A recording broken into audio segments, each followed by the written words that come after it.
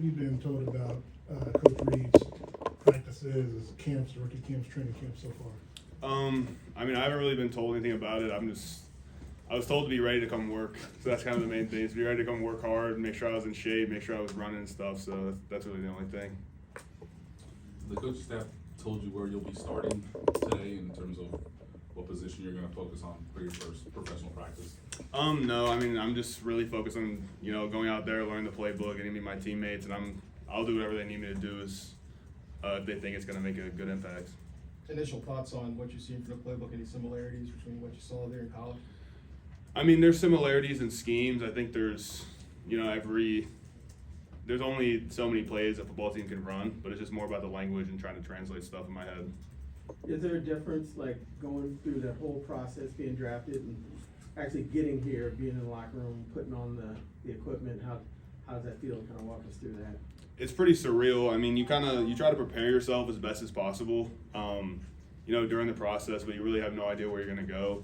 But once once the bus rolled up the road and we saw the stadium and the facility, it's really breathtaking. It's really an incredible experience that I feel truly blessed to be able to experience, but it's unbelievable. This is obviously our first go around with you, so we haven't really got a chance to get X's and O's, but how have you gotten acclimated to Kansas City so far and trying a local barbecue? I mean, I've only been here for about a day, so I haven't gotten to try any of the local spots. I'm looking forward to it. I do love my barbecue, so we'll see what it's talking about. You'll feel it just fine. Hunter, was there a time you first thought that you realistically could play in the NFL? Was it like when you were a kid, high school, Cornell, after you got to Penn State? Was there a time where you can remember where you said, this is realistic for me? Yep. It was my junior year at Cornell when scouts started showing to practice. Like I've said in a couple interviews, I wasn't highly recruited out of high school. No one really said this was a possibility for me, but that's kind of the first moment when I thought, if I put enough work into this, I can make it come true. What was your plan before that then? I didn't really have a plan. Go to school, I guess. That was the big thing. Go to school, get an education, and then, like a lot of people my age, just see what I can pull off out in the real world. What were you majoring in? My undergraduate major at Cornell was mechanical engineering, and my graduate major at Penn State was a master's in business administration. That's marketable skills. Right? you had some friends who are in that now? What are your conversations like with them? They're going to work, and you're doing this? Yeah, I mean, I'll be honest with you. I think it's one of those things where, because most of my friends, all my friends have jobs now from college. I think that, how do I put this? Sorry, that was a good question. It's hard to, because I'm completely fumbling right now. Take your time. No, take your time. All my friends had jobs and I was still in college, so it was just kind of weird, I guess, because I still hadn't gotten past that point. So I feel really, one of the biggest things I'm happy about is just having a job and being able to go to work every day. Yeah, one of the scouts was telling us that when you transferred to Penn State, there was some battle between their engineering department and the football team of like trying to get your time there. Just can you describe what that was like? Yeah, I mean, so when I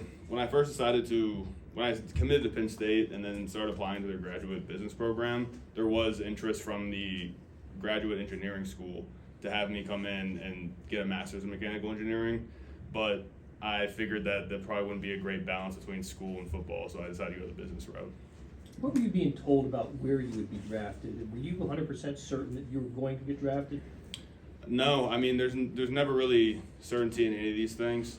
I tried to avoid, like the internet articles and all the rankings and stuff like that, just because I didn't think that it would have an effect. It would be a positive effect on me, whether it was a good ranking or a low ranking. And so I really didn't know. I figured that I would be a day 3 guy, and so I kind of went into it just with that mindset. Hunter, there's a thought process that going through the draft, you're doing things that are not super specifically football versus physical testing, obviously interviews, trying to get a grasp of where you might go.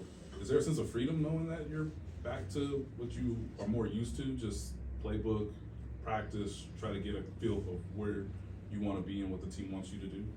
I think it's more of a sense of excitement rather than freedom, just because, you know, football is the only thing I really love, and so being able to just go back to that and being completely focused on, like you said, learning my playbook, getting to meet my teammates, you know, getting out and doing drills and getting better. It's really relieving. We'll go last two here, Matt.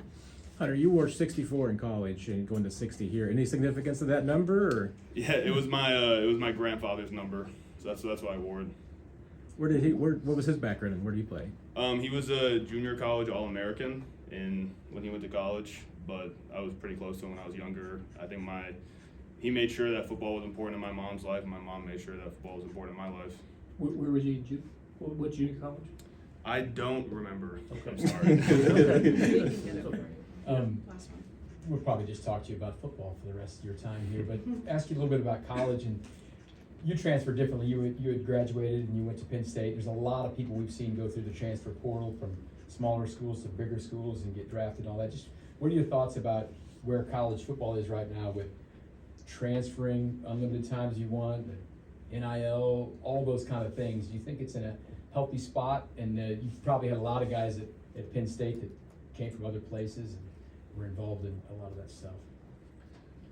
I can't really say if it's good or bad, but I think that there's benefits to both the transfer portal and the landscape of NIL. But I'm sure people can draw a lot of conclusions. I don't really feel apt to do that.